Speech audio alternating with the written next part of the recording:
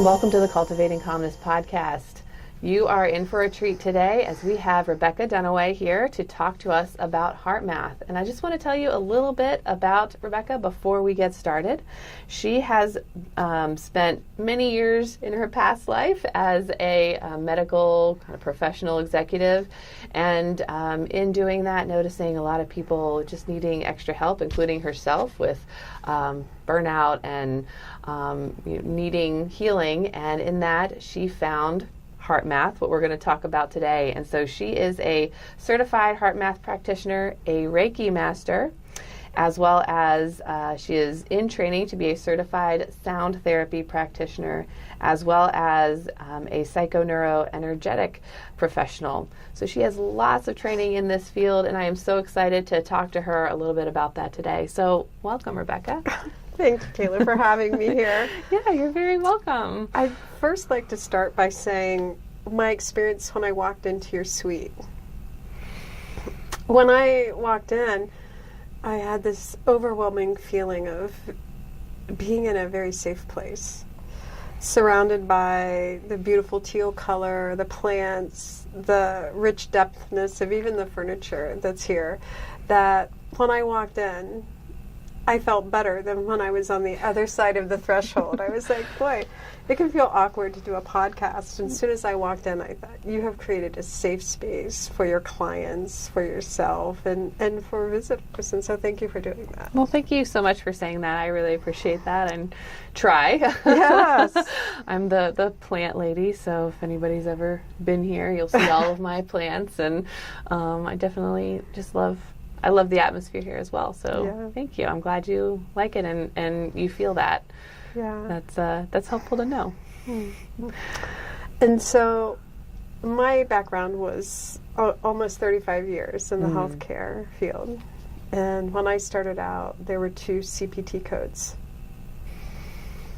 A new patient, $40. An established patient, $20. And there wow. were Yeah.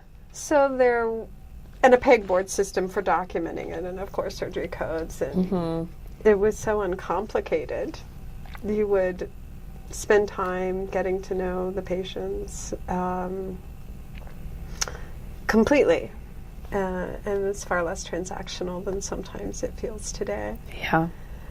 And that high-speed world we live in now, driven by so many different factors,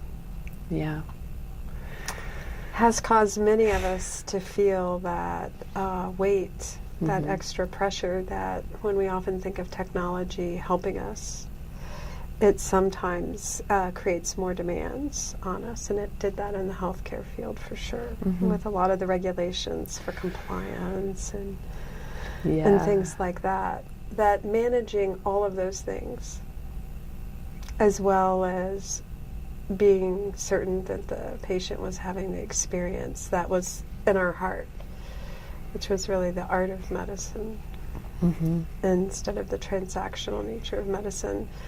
The weight of it, I wasn't prepared to handle. And as a result, I expressed myself in a lot of burnout and in ways that were not consistent with my nature, that the burnout really created that in me. And I realized I needed to do something. It happened coincidentally, or a synchronicity occurred, that the client's patients that I was working with the physician at the time, had traumatic brain injury. Okay. That was their main reason for being there, and PTSD. And the physician had asked me, is there anything out there in a complementary medicine? Because all the markers would say they should feel better, but they didn't. So I discovered vibrational sound therapy. The Himalayan singing bowls was a way that people could drop into alpha and theta states pretty quickly. And it was combined with HeartMath. And HeartMath provided quick and easy tools that could be used to help regulate the nervous system quickly and more efficiently, actively, not a sleepy time meditation. So I started practicing it and then started training in it. And while the intention was to offer something for patients, I found that it changed my life. That's awesome. Yeah. And I realized how I was living in the world was not in a good way. It was in a reactionary way. It was in the sympathetic nervous system, which you know. Yeah. We talk about that a lot. Yeah. in therapy. Yeah. And while I did other things, and I had and have a rich and full life, and I did a lot of things that would have pulled me out of the sympathetic, like studying Muay Thai, where I was able to kick and punch and things, you know, it helped, and other things. However, what I learned is that there was something I never knew. There was fight, flight, freeze. And I didn't even know there was something called fawn. Yeah, I mean, I think even myself, that as a therapist, I don't even know that I learned that last one, the fawning piece, until I was into like therapy. So I mean, there's still just things we're always learning,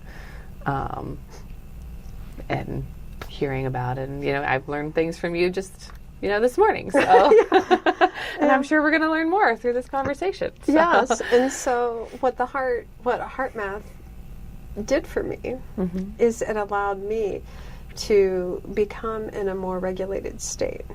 So I'd like to read the definition of HeartMath for you. Yeah, so that's what I was going to ask. What is HeartMath? And because I say it a lot of different ways all the time, I thought I would go to, this book is free online. The Heart Intelligence, Connecting with the Intuitive Guidance of the Heart. Yes, so you can access us on Audible at no cost. Okay. Or you could buy the book. And they did this during COVID, when the realization of how many people were really affected by the pandemic. And so I thought I'd read what the founder said. And the HeartMath was founded in 1991. And it said, to quote it, simply put, HeartMath is a system for awakening and developing our heart's intelligence. It includes heart-based tools designed to help people empower, to connect with their heart's intuitive guidance, and unlock the potential of who they really are. This is from the founder. We share the HeartMath system through books, technologies, and training programs that have been delivered to thousands of individuals interested in personal growth and improving their health and performance. HeartMath has worked with Fortune 500 companies, healthcare systems and social service sectors such as educational institutions, the military, and law enforcement. Through this process, millions of lives have been touched. We have learned a lot about people and especially ourselves, some of which we share. And science plays a big role in HeartMath. So the system for awakening and developing our heart's intelligence is achieved through something called heart-focused breathing. Can we? Yeah. Okay. Yeah. So the heart-focused breathing is like if I was going to say, point at yourself, 𝗘𝗫𝗄𝘀, where would you point? Yeah. Right. So it's the heart. We intuitively know the heart. And so if you focus your attention on the area of the heart of the chest, and some people find that putting their hand in that area helps. And this is done with both eyes open and eyes closed. And just imagine your breath is flowing in through the heart and out through the heart.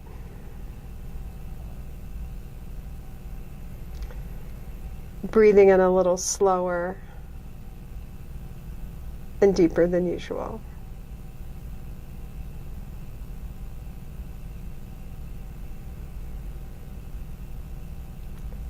With the in-breath matching the out-breath.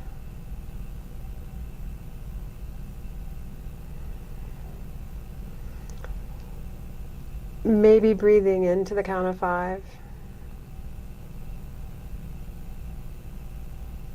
and out to the count of 5.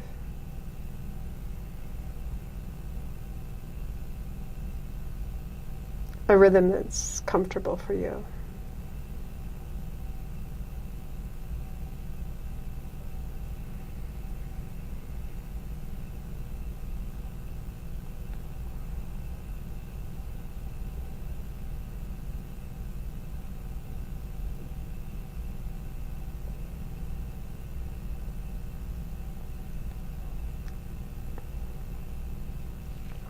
And whenever you're ready, opening your eyes and just noticing.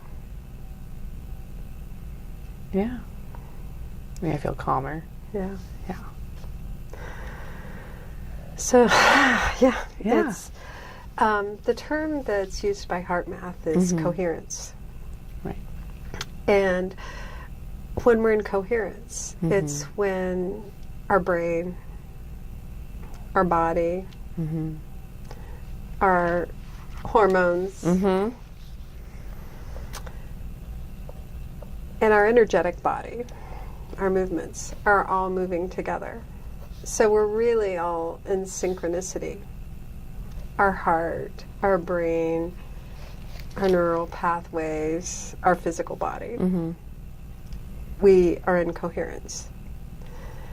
And some people call it 𝗖𝗂𝗃𝗀𝗁𝗆 because it's a psychological form of coherence, that the whole body's moving together. And that's where we're able to tap into intelligence, our heart intelligence. Okay. And there are a lot of different forms of that. There's a clarity, if you will, where when you're in this place, not reacting from the sympathetic nervous system, which is a place of where safety isn't present. There's a threat of some type. We're back to that fight, flight, freeze, or fawn, that we could be responding in the sympathetic nervous system. And breathing in that way helps regulate us back to a coherent state. So how we respond would be from a place of discernment or clarity. Yeah. So obviously it's like a lot to do with breathing and that coherence and bringing everything together. So what makes HeartMath different from like mindfulness? Oh, yeah. Well, part of it is the second step of it, which is breathing in a renewing feeling. Okay. Or psychologists and therapists call it heart feelings. Love, care, compassion, gratitude, ease. Okay. And so once you connect to your heart sends more messages to the brain than the brain does to the heart. There's science behind that. And what happens is when you breathe in through the heart a renewing feeling, then the heart sends messages to the brain and the rest of the body. This is a place where we can really relax. And mindfulness, it can be that, but this is specifically the intention of breathing in through the heart. Okay. The other intention that makes HeartMath different is they want it to be an active calm, effective and efficient. This is a Rebecca interpretation. Now, the HeartMath interpretation is that, as we all study many things like meditation, loving kindness meditations, many other forms of relaxation, mindfulness, that what HeartMath does is it allows us to drop into it much more quickly. And as I experience it, it's really an opening for us to explore other practices because we're in that more sympathetic or coherent state. So we can say, oh, this feels good. I'm a gardener. So I want to spend more time gardening or helping you find what your true heart's desire is. And when you're connecting with your heart, it allows you to do that. And that's what I think HeartMath does. So with renewing feelings, sometimes we think it's about the experience that we want or something that we want, when maybe it's really the feeling that comes with it that we want. Okay. For an example would be, is if you could have, and you don't need to share this, but if you could have anything you wanted, your heart's desire, whatever that might be, how would you feel when you had that? And when you discover those feelings. So we could take a minute and just say, let's all think about, and the listeners, I'd like you to do this. If you could have anything you wanted, time, money, there's no limit, the imagination, what would it be? And when you have that, how would you feel?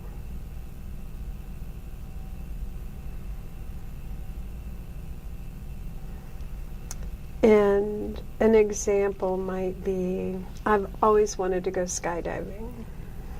And I'll go with you. Okay, all right, let's do it. Let's get a group. And when you're there after you've done that, I mean, it's just floating down, how would that feel? So breathing in that feeling in through the heart, you can really experience not the actual event, but the feeling. Yeah, I could get the sense of that. Yeah, that feeling of it. And because they're always, we're in a duality. The other side of that is maybe taking a minute to remember a really awkward situation. And I have one right off the top of my head because I view my practice as like baseball. If I'm batting 500, I'm having a good season. You know? I can't do it all the time. But, right. But if you think of an awkward situation, do you have one? It doesn't have to be huge. It could be, I burnt the toast this morning. Yeah. Okay.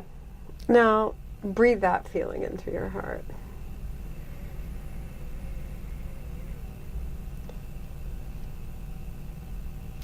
And it doesn't take long. So we can relive experiences that we're not having at the time internally. So taking a minute again to think about, I'm thinking about your plants. When I walked in, how I felt when I saw them all. And reset for a second.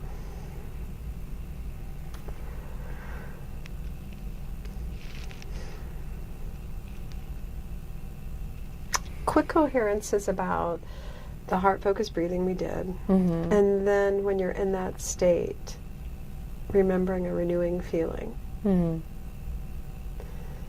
And I usually have a few that I try to remember so when I need it, and then breathing it in through the heart and out through the heart. And I may have shared this with you that I discovered HeartMath's real benefit when I was traveling 71 South on July 4th weekend. Oh, okay. And I was a couple years, 2 years ago. And 71 South can be, a clincher anyway, And on July 4th, very much so. So I was with my husband, and we were going to see our son, daughter, and grandson. And as I'm starting to go down the 71 South, I could feel my hands and other parts of my body clenching. And my shoulders doing this too. I thought, wait a minute, I know what to do. And the tools are meant to be done on the go. Like when driving. When driving. And we keep our eyes open. Right. We don't want to close our eyes then. No. And I started just breathing in through the heart and out through the heart as I'm driving. And unfortunately, my husband was reading or doing something, so we weren't having a conversation at that moment. And I just was, And then I thought, I wonder if I can remember a time when I was on the freeway when semis were giving me a lot of room when they were going by. They would go by, there'd be a lot of room, they weren't squeezing me in. And I started breathing in appreciation for that time, remembering how that felt. Mm-hmm. And then I started remembering the time when there wasn't a lot of traffic on 71 South and how much I enjoyed looking at the farmlands and, you know, whatever was growing, maybe soy at the time, and seeing whatever wildlife, hawks or whatever is there, and how that felt. And then I'm just breathing this appreciation in and just really moving into what you were saying before was like even a mindfulness in a way. Mm-hmm. The next thing I know, we're in Cincinnati. We got there and they asked, how was the trip? And I said, great, not much traffic, and it didn't take any time. My husband had other things to say. He's like, were we in the same car? That's what he said, and more colorfully. But here's where the difference was. Normally I would need, after a drive like that, you know, when you're holding yourself, how much energy depletion happens? Oh, yeah. Mm-hmm. Which is a cause for burnout, the energy depletion. Mm-hmm. And I didn't have it. So I didn't need 20 minutes to do this. Mm-hmm. I went in and saw our grandson right away and had 20 extra minutes. And children, my experience has been, when you can walk in this way, they either don't want to have anything to do with you, mm-hmm. or they match what you're bringing. Yeah. And show you how to do it better. You know, they can. Yeah? Yes, they can. Have you experienced that? Yes. Yes, I have 2 younger kids, so yeah, I could definitely practice some of this and see. Yeah, I'll get back to you. Get back I'll to let me. You know. And there's another add-on in there. Mm-hmm. Exploring how do you want to feel when you leave one thing that you're doing and starting another. Mm-hmm. So one would be when leaving work or a situation. How do you want to feel when you arrive home? Mm-hmm. And the second part is, how do you want the people you're meeting to feel? Mm-hmm. And when I do that, as I'm driving, wherever I'm going, mm-hmm. I start breathing in, how do I want to feel when I'm there? The situation or the circumstance doesn't matter. I'm mm-hmm. saying, how do I want to feel when I'm there? Yeah. And then the next part is, how do I want them to feel? And I just breathe in those feelings mm-hmm. and radiate it to myself and to the situation that's coming up. It's a practice that I do, mm-hmm. and what it's really helped me is when I wake up in the morning, not in the same mood as when I went to bed. You know, wake up like on the wrong side of the bed, they say. Mm-hmm. I went to bed one way. Mm-hmm. I don't know if you've ever done that. Mm-hmm. And the next morning wake up, how'd this happen? Uh-huh. Why am I cranky? Why am I awkward? Uh-huh. What happened in the night, you know? Mm-hmm. And then I just, even before getting out of bed, I breathe in through the heart and out through the heart. And I breathe in ease, a feeling of time mm-hmm. when I was very ease. And then I ask myself, how do I want to feel? Okay. And while I may not be 100%, mm-hmm. I don't look like the Tasmanian devil emerging for coffee. Yeah. You know.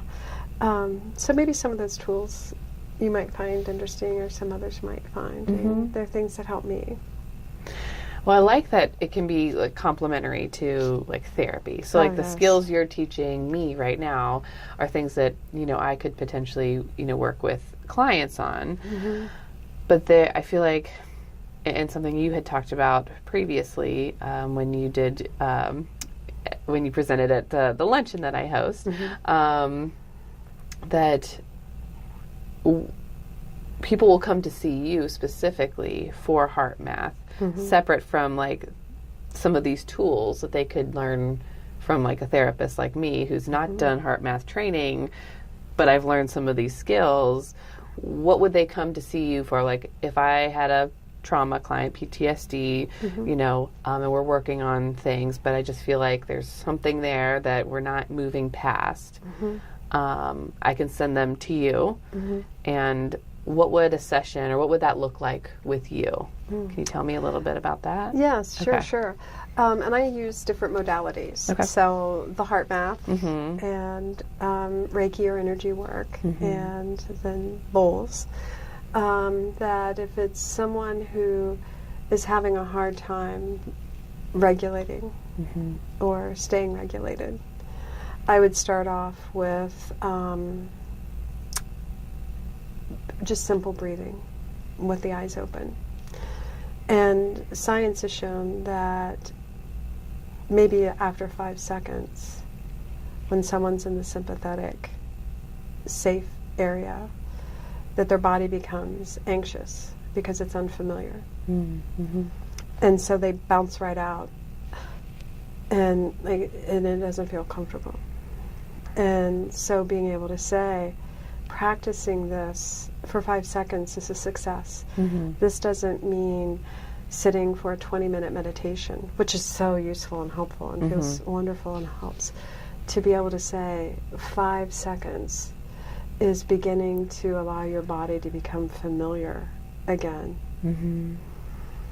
with being in the sympathetic nervous system and taking your time with it. So it would be doing that. And many times it would also be either inviting a bowl to play and helping with some grounding while breathing. Or it may be included with a Reiki session. So it could be 5 or 10 minutes of HeartMath, which can be taught quickly. And then relaxing energy to help, almost like an energetic massage. My experience has been that people leave feeling a little lighter, and they don't need to talk. Well, we don't talk about their situations, as I'm not a therapist. Right. So we're going to talk about the body, we're going to talk about the energy so you're not draining it, and how to connect with your heart. And some relaxing therapeutic bowl, Himalayan bowl work. And usually it's 1 or 2 or 3 sessions close together. Okay. And teaching the more in-depth HeartMath techniques as ready or interested. And going back to and during, like the therapeutic work that they would be doing with someone else. And then maybe having a simple maintenance, like maybe once a month or every 2 months to just, I call it an energetic hygiene, you know? Yeah, yeah. Kind of like how you get your teeth cleaned or flossing, that when receiving Reiki energy, it is really a boost, an energetic boost. It's not anything I do, it's just offered to them. When it's combined with how to connect with the heart and become coherent, it's just an added. Whenever we add heart, it's better. Yeah. And I noticed, and I think, I recall you had mentioned that when we're doing that, like you can also, you connect with the people like in your room. So, right, it's you that, I don't know if you'd call it coherence, right? You're focusing on your heart breathing while they're also doing that. Is that right? That's right. Almost, well, co-regulating. Yeah, okay. That's what it is. Can you tell me a little bit about that and how that might work with you, but also maybe in like therapy world, how that might work? Yeah, that's a great question. And I think if you can ever think of when you walked in a room and the vibe was off, you know, when you walk right in, what's going on here? Well, you're co-regulating with the people in the room, because a lot of times then we become, you know, whatever, you're like, because of the energy in the room. I mean, that's, I hear people say that, but it's really whatever's happening in the room when it's that awkward. So my work is to be able to create a space where I'm regulated. And I can say it's not always 100% of the time, you know, but where I'm breathing in through the heart and I'm holding that opportunity for the other person to experience something that doesn't involve me judging them or giving them advice or guiding them, but more allowing them to know how they feel in their body and to connect with their heart. So that co-regulation is maybe I'm anchoring that vibration for them. And so much like a sound that might be a sharp sound, when you bring in another layer that's more harmonic, it brings them together. A lot like what is studied in Tai Chi and Qigong, where the yin and yang come together. Okay. That is also an opportunity. So, for example, the science behind it is if you go into that room, there's a lot of awkward stuff happening. When we're able to stay into a coherent state, science has shown that it actually changes the vibrations. If I can say a woo-woo word. Sure. The electromagnetic field, because the heart's an electromagnetic beater. So they begin to feel that. Now, it might not be a big shift, but it definitely has been proven to shift it. And so at that point, you're holding that vibration for the group. And it can impact you and them when you're moving into a situation. Do you ever feel like, and I know you've had many clients, just as I probably have, and do you ever find that there are certain clients maybe that it's harder to hold that space than with others? Yes. And what do you do when something like that happens? Because I know I've experienced that as a mental health clinician, as a therapist, and sometimes we have hard clients. They come with all their stuff, and they can be prickly. Let's just say they can be prickly, and we want to help them, and it can be hard. So I guess how do you handle those? Yeah, having compassion for myself first. Okay. Because what I've come to realize that their prickliness somehow has found where my sensitive spots are. So it's not so much their prickliness, but that I have sensitive areas that are still alive and, and well, if you know what I mean. Yeah. And I'll give you an example. It's an Ace Hardware example where I found out that fawning is alive and well with me still, even with all the work that I've done. I was in Ace Hardware, and this young man was training, and this lovely ginger-haired man. And I was standing there, and he said, "What's your loyalty number?" And then he repeated in a very loud voice my cell phone number, my first name, and my last name. And there were like 5 men behind me. Ace Hardware is more that way. And I leaned in and said, "I think that it might make some people uncomfortable when you say that out loud, that information." And he turned beet red.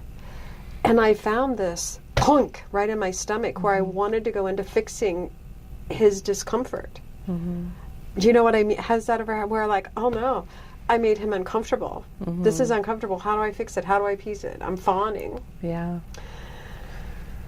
And because I'm practicing with the PNE, what I discovered is I needed to be comfortable with his discomfort and give compassion to myself for whatever trained me to fix situations that I didn't need to fix. Does this make sense? Yeah. And so I was able to hold it, because typically what I would say is, "Oh, don't worry, that's not a big deal. It's just me. I'm sensitive." But when in reality, I was giving him coherent information so that it might not cause a problem for him later with another person. Yeah. And so sometimes the prickly people that come in are really our teachers. Yeah. Yeah, but you're right. I think they can hit those pieces of us that maybe still need healing or still need adjusting. Yes. And I like what you said, giving yourself that compassion, and is using HeartMath, being able to breathe that in and recognize that, as well as what they're feeling, and trying to have some of that coherence with them, even though it may be a little prickly on both ends. Both ends are prickly. Yeah. And breathing it in. So when I went out in the parking lot. I'm like, oh my gosh, I almost thought I was going to throw up in a way. It's like, I do this all the time. How can I be more aware? And so with prickly clients or people. Yeah. People. Again, 50-50 batting average, when I feel that fawning, that's my go-to, my favorite. Sympathetic.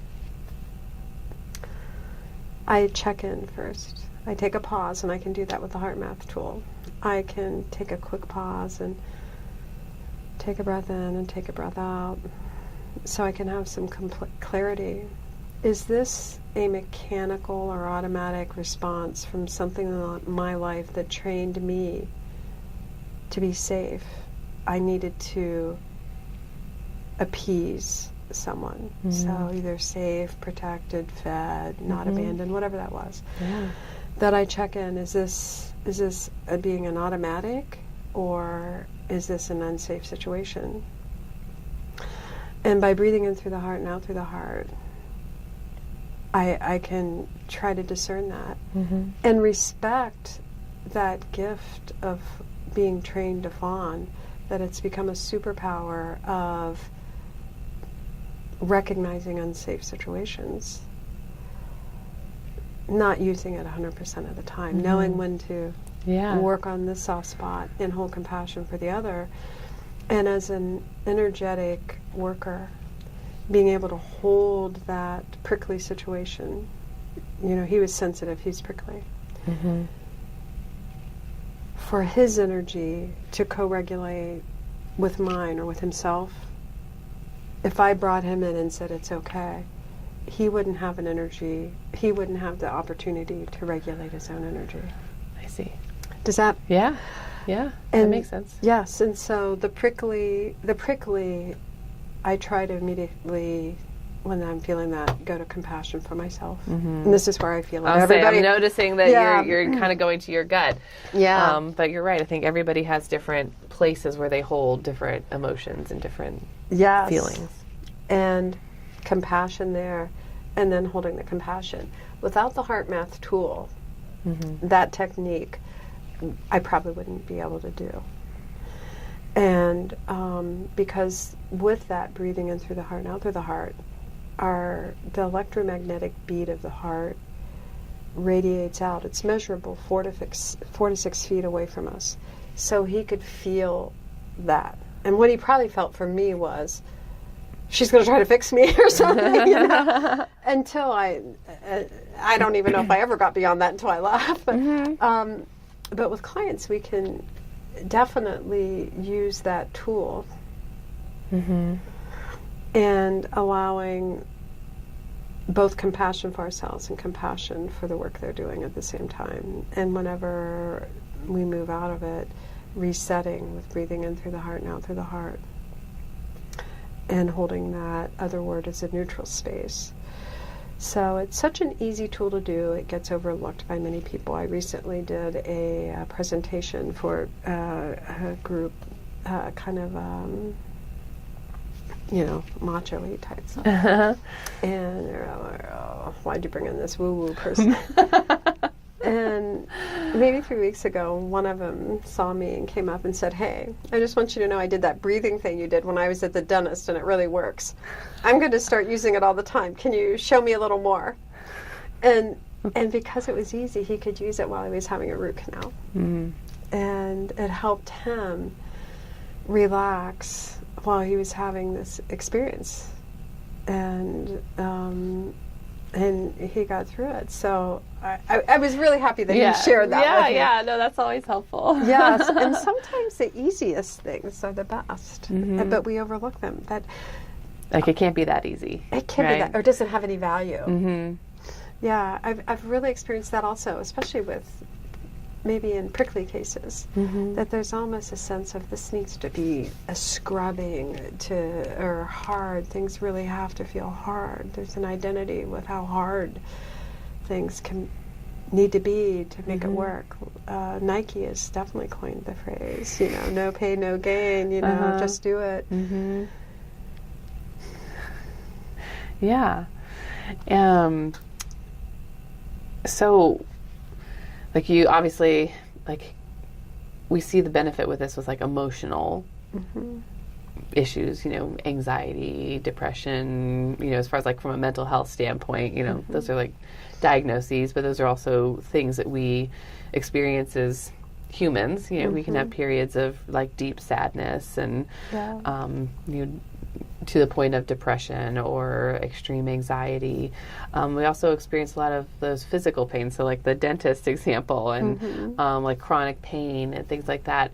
Do you see HeartMath being helpful for many things in life? Not necessarily taking away somebody's pain, or do you see that do that as well? Well, when we're tense or stressed, anything that we're experiencing becomes more intense. Fair. And with HeartMath, when you're breathing in and out, and I keep saying this, hoping that everyone will remember, as your body relaxes, the opportunity for self-healing also increases. And if you've ever played like croquet, maybe now this time of year, from a physical standpoint, if you walk up and you're tense, somebody is, some comment or how we approach it is so different. I use that with bowling. Well, yeah, exactly. I use that often in therapy. If you are mad or upset when you're bowling, it's over. Yeah. it's over. And you bowl. When you bowl, you're gonna not do so well. Do you bowl? For fun. Yeah. Yeah. And I learned that at a young age. Just like if I was having a bad, time, like I would have like the score of 12. I remember I had a score of 12. I think that was my lowest one ever. Yeah. I was so upset. Right? But I wasn't going to get any better because I just got more and more upset. Yeah. Every time I bowled. Right? And so I think, like to your point, that stress and that tension, if we are able to release that and let go of that anger and that frustration that goes along with it, we may see that like improvement in many aspects. So if you walk up to bowl and you're remembering the feeling, or it's all in your body, about the 12, when you got a 12, how does your body feel when you're getting ready to bowl? Right. And so when we talk about chronic pain and things like that, if we're adding the stress to whatever may have happened from an accident, an illness, or some other injury, adding stress on top of it, it's compounding the pain. Right. When we're relaxed, increased circulation happens when we're in the parasympathetic. Right. That rest and digest. The rest and digest. So we're not magnifying the pain. And so thinking of the pain of, have you ever had an injection in your arm or in your derriere where you're tensed up and you get the injection versus when you're relaxed? It's definitely a different experience. As we're with our body, even when we're in pain, when we're relaxing around it, it allows the improved circulation. And how I like to think of it is that if, like, you have an injury, like a knee, we want to support everything around the knee before you really focus on doing weights in that way or something, Right. strengthen the quads or the calves or something. I believe it's that way when our body has pain and when we're breathing in and allowing our body to feel from the heart, which is an evolutionary way of helping us know when we're safe, because it can feel that vibration. That the body's like, oh, I can feel safe. I don't have to prepare for danger. I can prepare for healing my body. I see people feel better. I feel better when I do it. And our cortisol levels change and other things within the body change that would create more discomfort. Yeah, you answered a question I had. So, Yeah. or could you talk more about that, like the hormones and the connection between, especially cortisol, because we know that's the stress hormone, Yes. and so like how HeartMath can help with that. And cortical inhibition is, not such a good thing. So with HeartMath, when you, by practicing that throughout the day, So not just once. which is a little different than the meditation, which Right. might be 20 minutes in the morning or 20 minutes, whatever the practice is. This is throughout the day whenever you find yourself shifting into another area. When you drop into the parasympathetic, cortisol production doesn't stop completely, but it really drops down. And so Okay. you're able to measurably have the reduction in that. And the longer you're in it, the more comfortable your body is with staying in that parasympathetic state. And so the cortisol production would drop. That also increases some brain functions, like the executive function, for example, which is our day-to-day processing, getting things done, being able to stay on task and focus. When there are high levels of cortisol, it impairs sometimes the executive function, and especially in people who've had a traumatic brain injury or PTSD. Yeah. And so that cortisol level drops as we're in coherence or the sympathetic, because everything's working together. Yeah. Okay. And the cells, when they receive increased circulation, science behind that is Clear. yeah.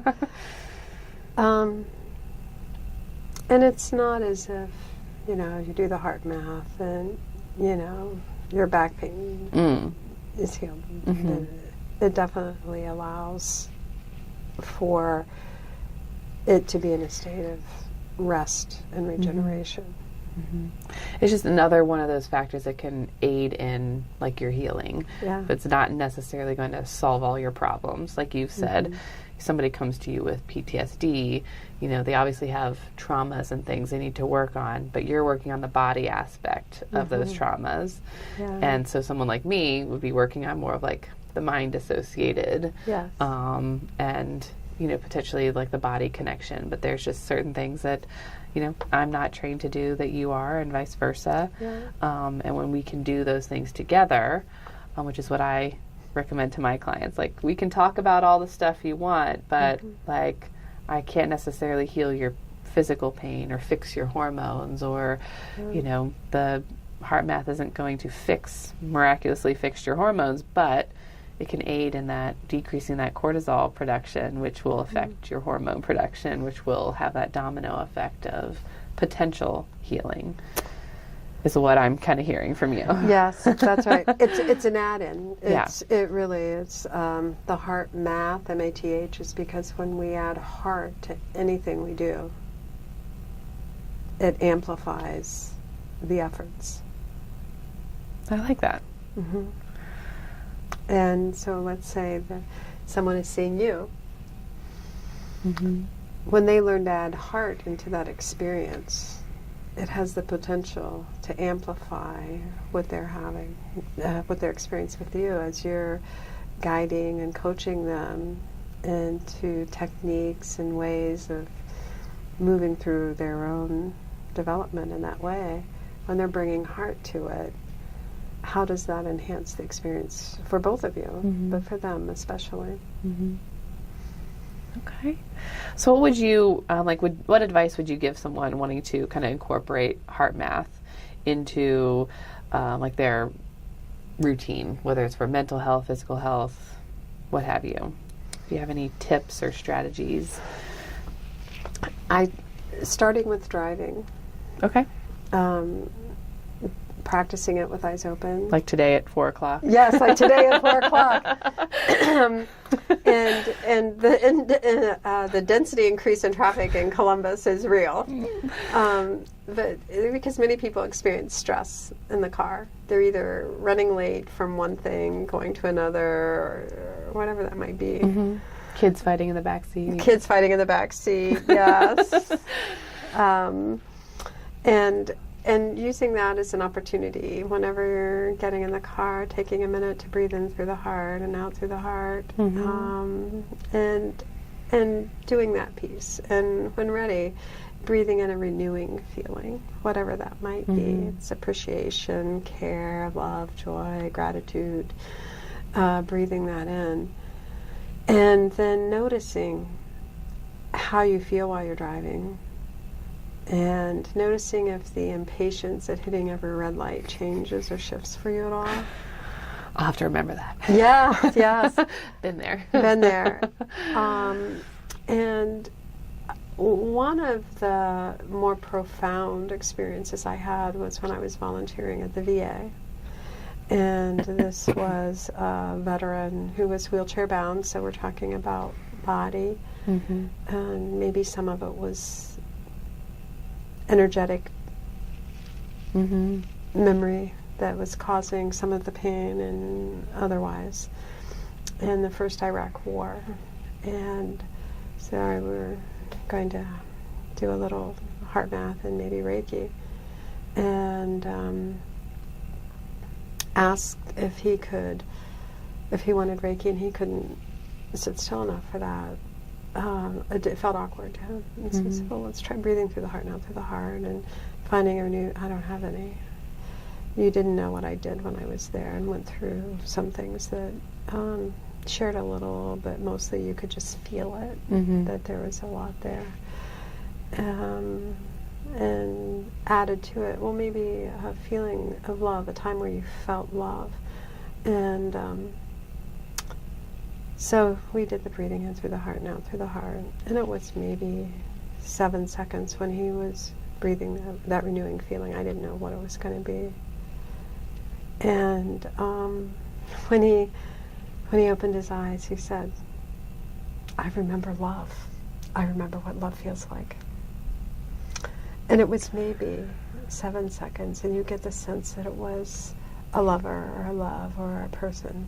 But he remembered what he felt like, what that felt like for 7 seconds.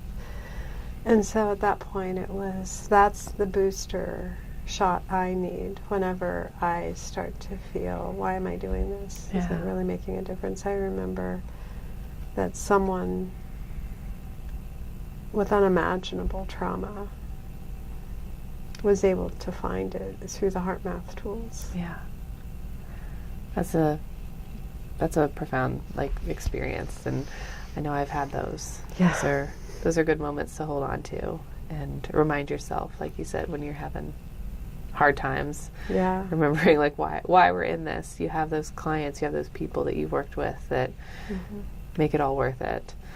And keep that feeling in your tool belt. Yeah. So when it's hard for me, how did I feel when I recognized how he felt? That I'll breathe that feeling in through my heart and out through my heart. Yeah. And it resets me. And that's the key, not where I don't think any of us can stay 100% in that. But when we need reset, having those experiences and renewing feelings that we can draw on Mm-hmm. to reset us somewhere in there. Yeah. Is the power of HeartMath. Thank you. You're welcome. Thank you so much for sharing. I'm sure we could talk for a while longer, but this, I think, gives a lot of us a little insight into like how HeartMath can work and what it can do. And if anybody is interested in training, we can get some of those links from you and share them here. But thank you again, Rebecca, for talking with us, and we will see you again next week.